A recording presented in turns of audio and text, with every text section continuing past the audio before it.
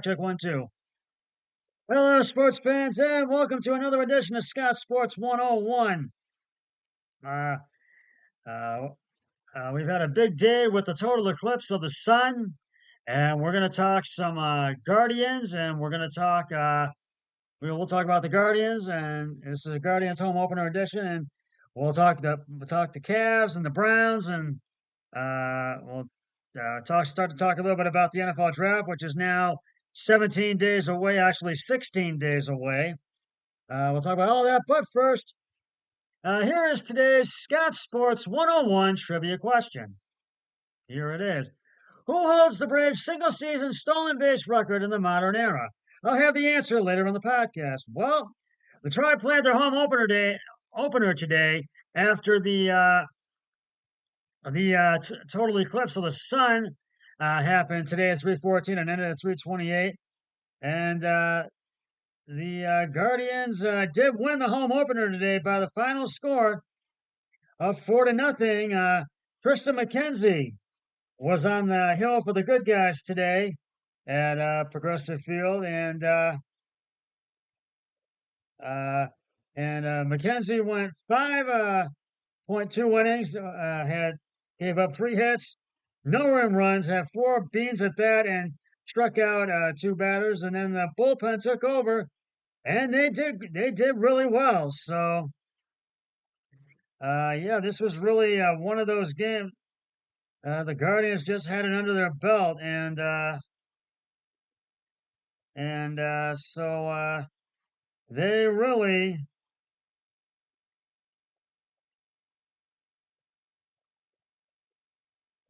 had this one under their belt today, and they just came out to play, and they really and Jose Ramirez. Uh, and Jose Ramirez hit a 2-run homer, his 100th at Progressive Field, and the Guardians followed the total solar eclipse by winning first-year manager Stephen Voigt's home debut, 4-0, as I mentioned, and 3 hours and after fans chanted "Jose, Jose, Jose" while the sun was blocked by the moon for several minutes. Ramirez connected in the fifth inning off Brian Shaw and helped the Guardians to improve to 8-2, and they are in first place in the American League Central. Uh, and as I mentioned, I thought that was going to work, but I guess it's not going to work. I was trying something. And as I mentioned a little bit earlier today, just follow the sound of my voice.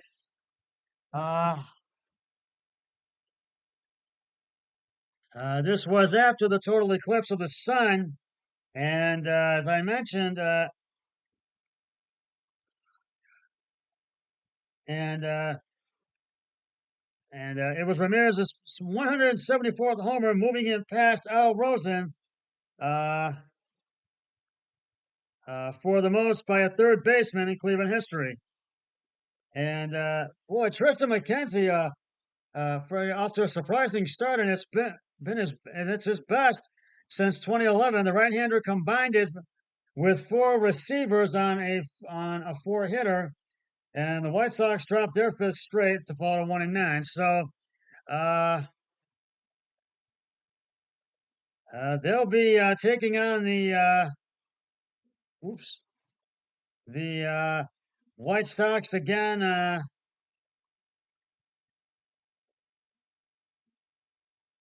The White Sox again tomorrow at Progressive Field, uh,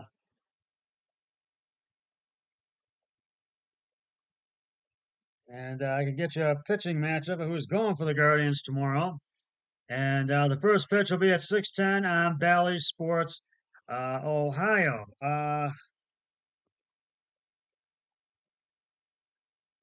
And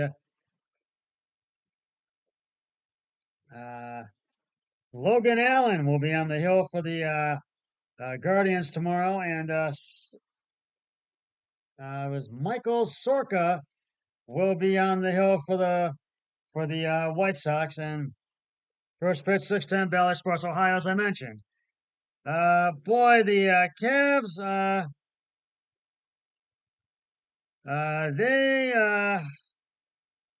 let one get away yesterday by the final score of 120 to 118. They collapsed. They had a lead and they just couldn't hold on to it. So I got to tell you, this was not one of those games you want to lose down the stretch, but their long road trip is over. And Darius Garland led the way for the Cavs with 28 points. No, I didn't want to do that. Tom Brady has personally gifted each and every one of you with 1 year free of electric vehicle rental. Did I piss around or did you pay for that? They had a yes. Donovan Mitchell led the Darius Garland led the way. Excuse me, and he had 28 points, 5 rebounds, and 8 assists. Max Strus had 20 points, 4 rebounds, 9 assists. Evan Mobley also had 20 points, 6 rebounds, 4 assists. I do apologize for that. What I did. Logan Allen, 17. I mean, Jared Allen, excuse me, 17 points, 10 rebounds, 1 assist.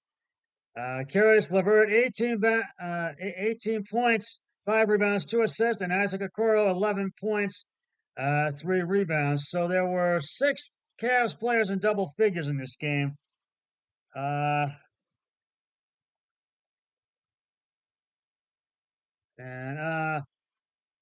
the Cavs had a 40 to 33 lead, leading by 7 over the Clippers at the end of the first.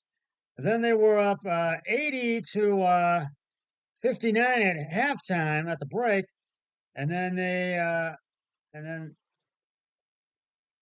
it was 98 86 after the third quarter, and then this is when the collapse happened, and then the Clippers pulled away, and the Cavs just could not hold on to get the win in this one, and they collapsed, and they just really could not bounce back from this one. And hopefully we should get Mitchell back for the playoffs, hopefully, and everybody's hoping for that. But boy, this game just did not go the Cavs way, and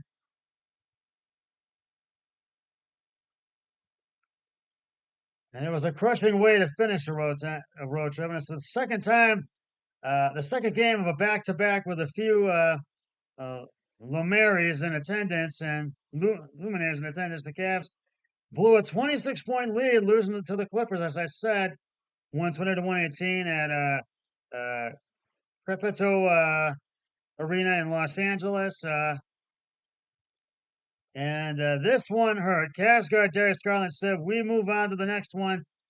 They have 3 more games left in the regular season, and they know they have to up their intensity and up our focus so we can win these next 3 and look forward to the playoffs. And they need to do that because right now they're sitting in the 5th seed, and it was one of their worst offensive performances all season against the other Los Angeles teams. So this just was not the Cavs' best game. So and I got one more bit of Cavs news, and forgot to mention that I wanted to, uh, and hopefully we'll get him back for the playoffs. Uh, and the Cavs do look Donovan Mitchell is one of the biggest dominoes that the Cavs could that that could fall in free agency this summer. The Cavs All-Star guard is eligible uh, for an extension on his contract of up to 4 years, 204 million approximately. If he chooses to not to sign, if he chooses not to sign an extension with Cleveland, it has to consider trading him. Mitchell has a player option in 2025-26 that nobody expects he will pick up. Teams would be lined up to trade for the elite scorer.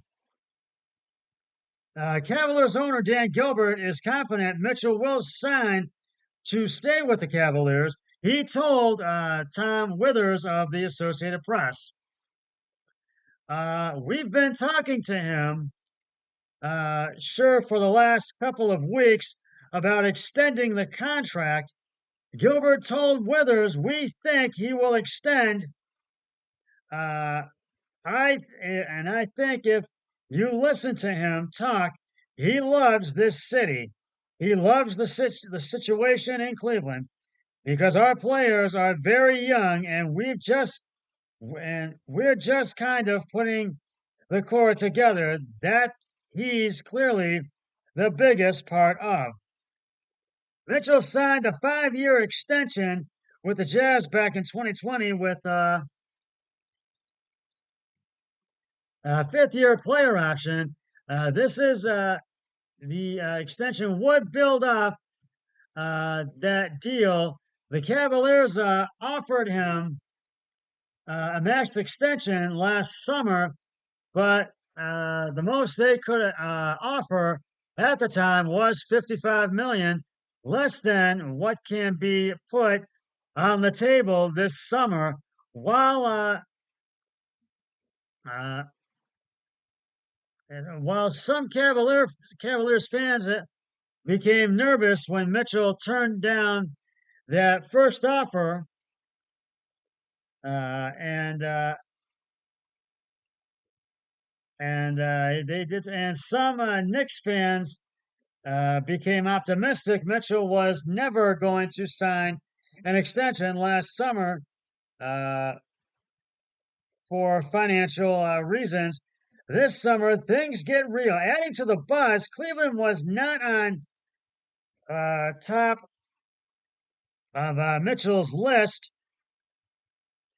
when he pushed for a trade out of Utah. Miami were the New York or Miami were the targets. Cleveland stepped up with the best offer and presented Mitchell with the opportunity to become the leading scorer and face of a promising young team that won 51 games last season, but then got then got by, but then got uh,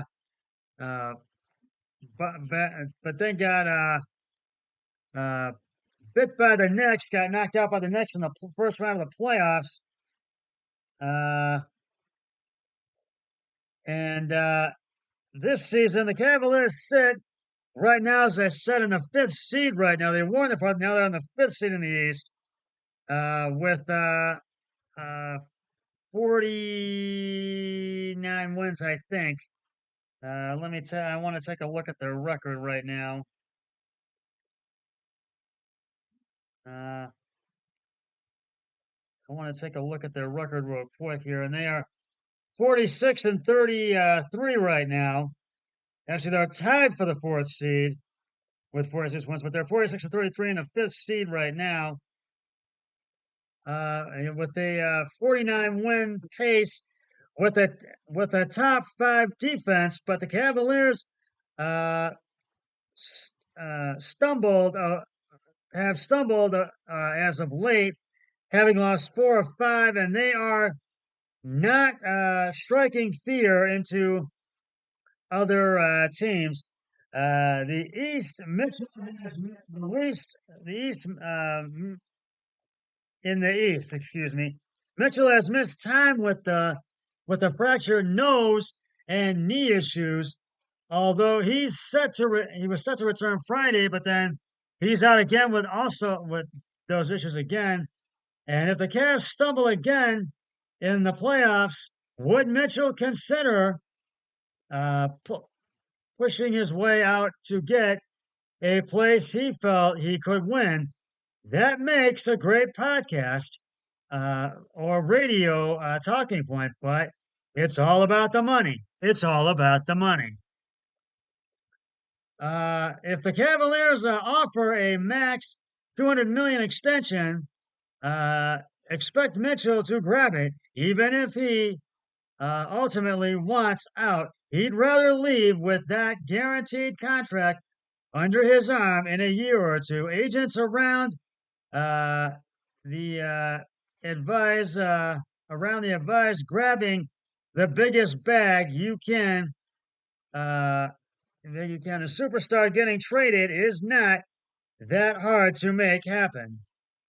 Cleveland's brain trust owner Gilbert at the head of and the head of operations basketball Kobe Altman have to decide if this road they want to go uh, down. Darius Garland has been locked in at the point on a 5-year, $193 million or $83 million contract deal, and now both are a rising star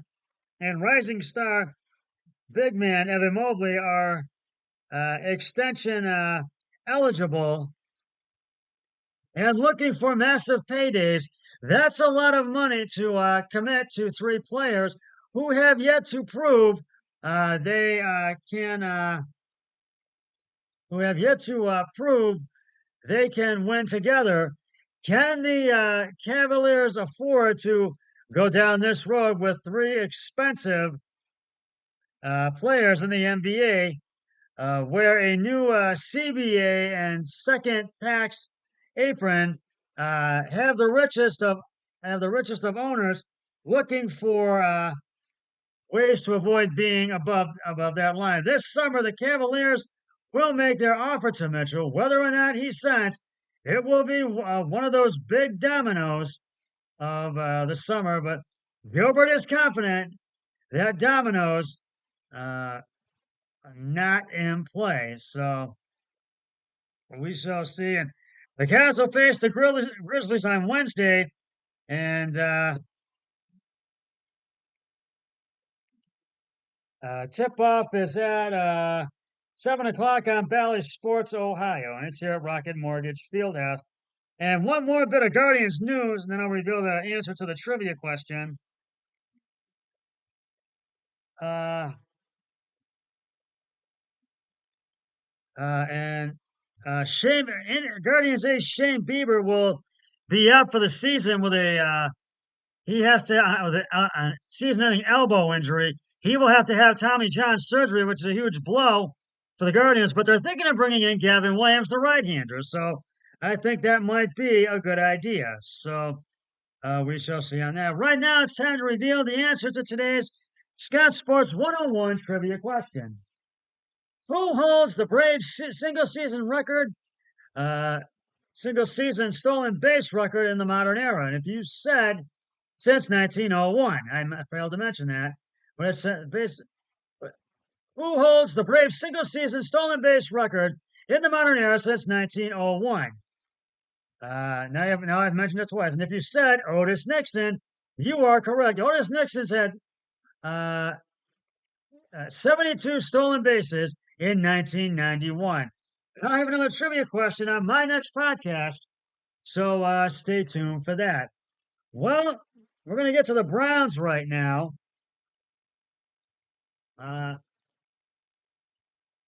And now, with apologies to the late Charles Schultz, the latest development in the saga of where Cleveland Browns Stadium will land in the future resembles Lucy pulling the football away from Charlie Brown just as he was running up to kick it with all his might. Now, on Monday of last week, team owners Jimmy and Dee Haslam said it at a press conference in Orlando, Florida, uh, during the NFL annual meeting that they're seriously exploring uh, relocating the team to the Cleveland suburb of Brook Park rather than planning to stay put and in Brown Stadium on the lakefront after a possible $1 billion renovation of the 28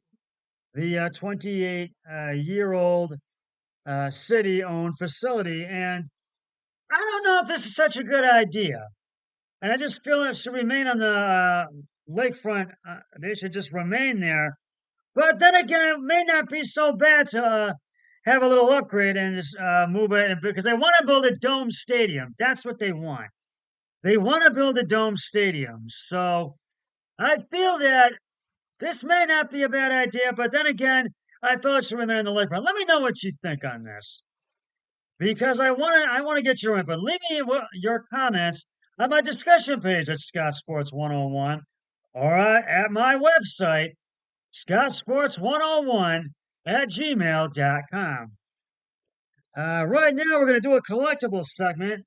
And these are from 2000, these baseball cards of mine that I have. This is a Mark McGwire baseball card. This is one from 2000 here that I will hold up here. And it shows his picture and has all the stats here on the back, all of his stats from his illustrious career. And this was highlights of his career. There's another picture of him. And it has all the highlights, story highlights on the back of this card. And with it being the Guardians home opener, I had to pull out two former Indians baseball cards. First of all, Roberto Alomar, who played with the when they were the Indians in 2000. This is the picture, and here's all his stats on the back there. And he really put out a lot of numbers up in his career. And I also, and this is kind of, and he really had a big time career with several teams. And I have also his brother, Sandy Alomar, who has filled in for Terry Francona, who's now retired. And he's still a coach, Sandy Alomar, with the Guardians. This is the picture, and this is the stats right down the back. And if you want to know how much these are worth, these are from the year 2000. So if you want to know how much these are worth, you'll have to look at a baseball card collector book or find out from a baseball card collecting source. Or at a collecting card shop. You have to find out. So, but these can be worth, if you have baseball cards from 2000, they can be worth a lot of money. And that's collectibles for today for this podcast. Right now, I want to do one more, my other new wrinkle, my worst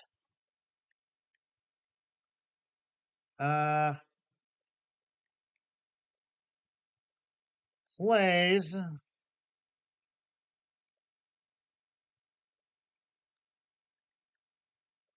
of the week. I'm going to do worst plays of the week. Worst plays of the week, I'm going to do.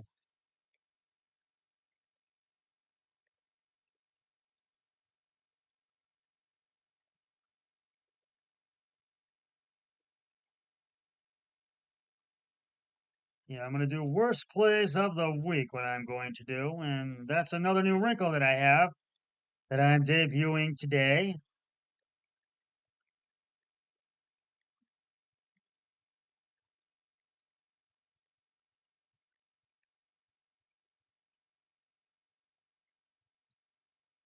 Having some difficulties here. I am sorry. I do apologize. Worst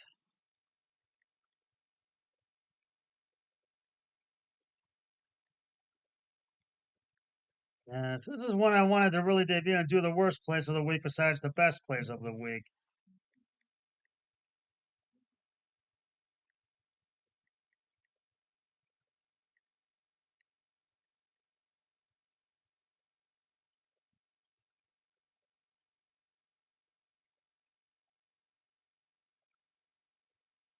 I am having some trouble here. I don't know why I'm having it.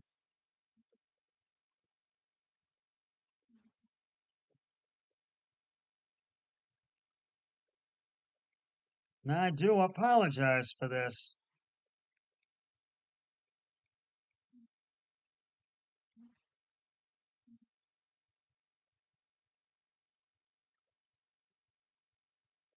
We're going to do worst plays. No, that's not what I wanted. Uh, well, we're gonna, and I'm trying to get it typed in, and I do apologize for but we hopefully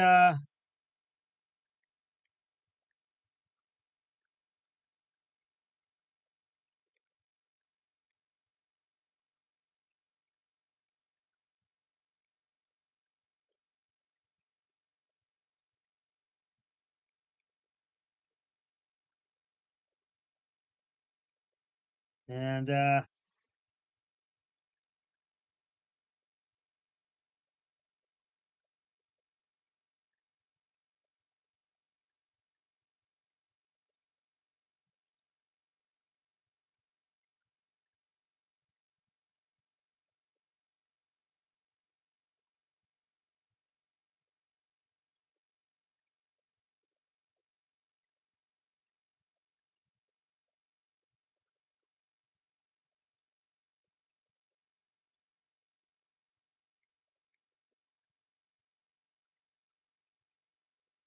I do apologize. Worst, I'm trying to get this typed in, and I'm having some technical difficulties here, and I do apologize.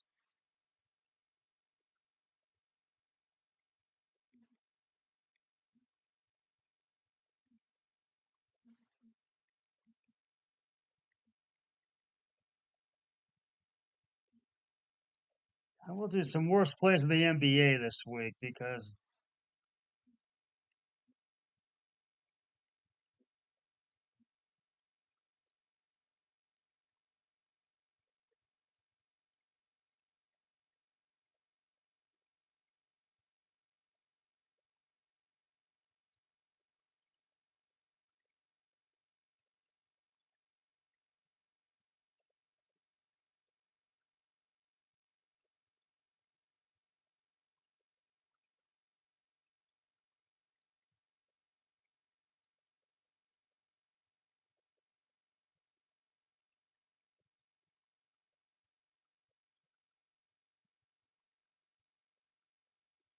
uh, well, I mean, there were the Cavs blowing that lead. Those were some of the worst plays.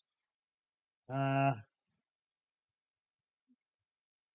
there were some, and I want to take this opportunity to congratulate South Carolina on winning the women's basketball team. On winning the women's uh, NCAA championship yesterday. I want to congratulate them, and I want to.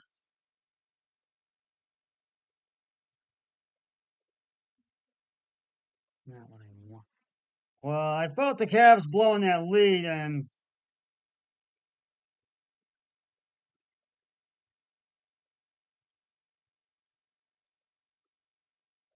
there were. I want to just do these worst plays of the week, and the Cavs really let one collapse yesterday. They let one get away yesterday against the Clippers, and uh, and I felt their offense could have played a lot more.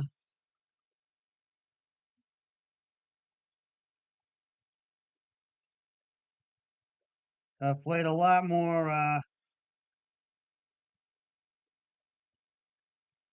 more better,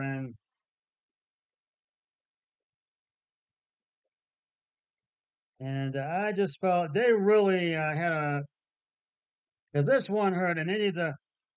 And the Cavs had scored 40 first quarter points, and the ball was moving in the first quarter, but then by the further and then by the closing, uh, but but the playoff round for Los Angeles has never relented, pulling within 11 of the closing seconds of the third quarter. But then It used an 11-2 run to cut the lead to just 3 and a couple of minutes later. And then after trailing for more than 45 minutes, the Clippers just finally pulled even, and they just pulled away, and the Cavs just collapsed, uh, and they really the Cavs must have just 38 points over the final 24 minutes, but you got to make these shots, and I felt there was one shot that I felt they had hit some tough shots, but then they really could not. There were some shots they did not make, and it was disappointing. But they did really. I felt that there was one shot. There was a play that, and I felt that that should have counted. But I think that was one of the worst. And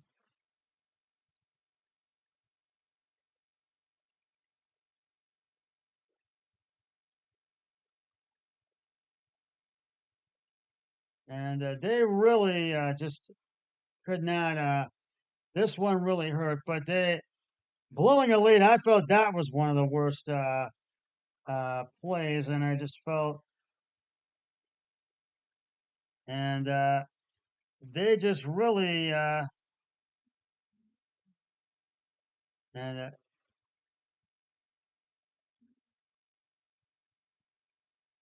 and he got Darius Garland getting blocked. I thought that was by Paul George. He got and Cavs got the offensive rebound, but Max Strus went up, but the Clippers bench was had struggled, but they did pretty well. And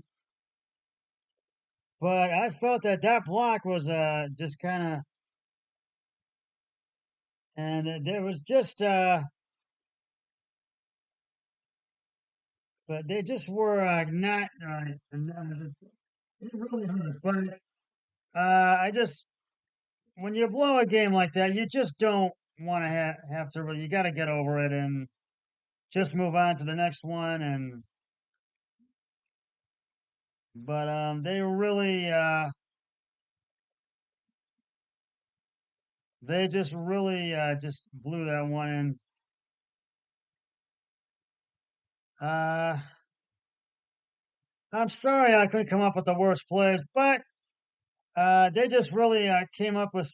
Uh, they will move on to that as they play the Grizzlies on Wednesday. Well, I do apologize for not being able to do the worst plays of the week, but that's just about going to wrap it up for this edition of Scott Sports 101. I'll be back with another podcast later this week or this weekend. But until then, always remember, be a team player each and every day in every way possible. So long, everybody. 3, 2, 1. I'm